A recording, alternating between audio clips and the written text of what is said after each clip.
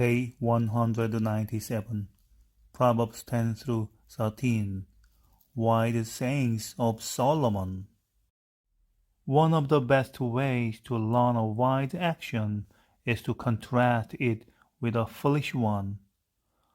Most of the proverbs you read today are antithetical, using the conjunction but to contrast the path of folly with the path of faith.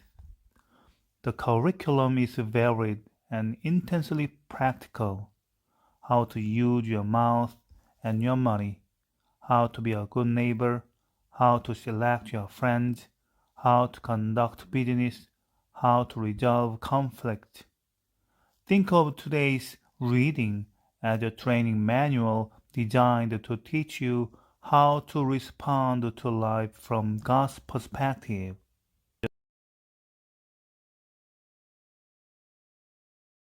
Day 198, Proverbs 14 through 17. Wise sayings of Solomon. Now here is wisdom more essential than in home and community relationships.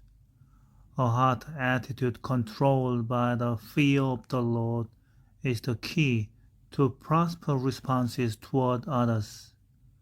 Today's reading contains numerous proverbs designed to promote peace, prosperity, and justice in their interpersonal relationships of life. The structure of these proverbs is simple, but the range of topics is immense. Temper and tongue, paths and pursuits, thought and motives. In each case, your commitment to godliness should be evident.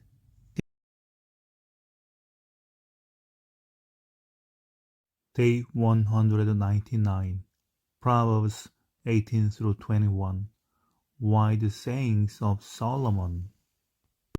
The very statements of common sense in today's reading are descriptions of the peril facing the wise and the unwise, character sketches of the poor and mighty, and value judgment upon things which appear to be good and things which are good. Through it all, Solomon sees God at work in the hearts and affairs of people, helping them to avoid flattery and falsehood and to display obedient behavior instead.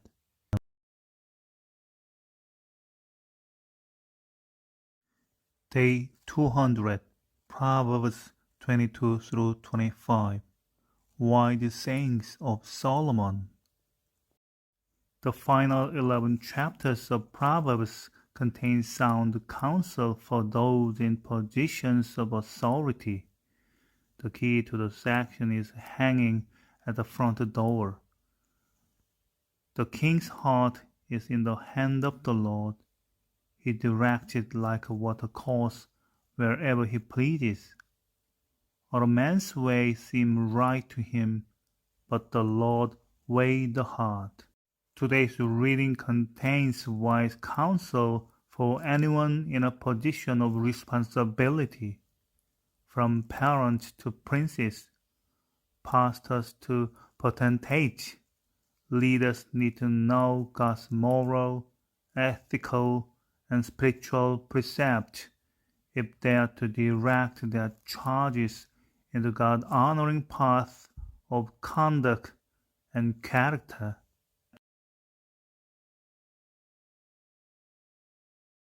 Day 201, Proverbs 26 through 28. Wise sayings of Solomon. Righteousness not only exalts a nation, it also stabilizes the nation's citizens.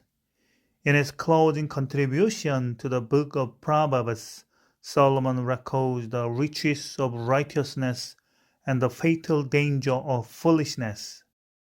Kings and peasants, false witnesses and friends, the righteous and the corrupt, the foolish and the wise, and the slothful and the diligent, the deceitful and the dependable. Solomon has something to say to each. God's wisdom gives us guidance in choosing the right response to life's situations and a proper perspective on material possessions. Day 202, Proverbs 29 through 31. Wisdom for women. 29. Wise sayings of Solomon. 30. The wisdom of Agur. 31. The words of King Lemuel's mother. It's rare to hear anyone admit to ignorance, but Agur does exactly that. He leads the reader to understand something of God's brilliance in contrast to the limits of human understanding. The capstone of the book of Proverbs is provided by Lemuel, who praises the virtues of a godly wife and mother. And men don't miss the exhortation in verse 30. A woman who fears the Lord is to be praised.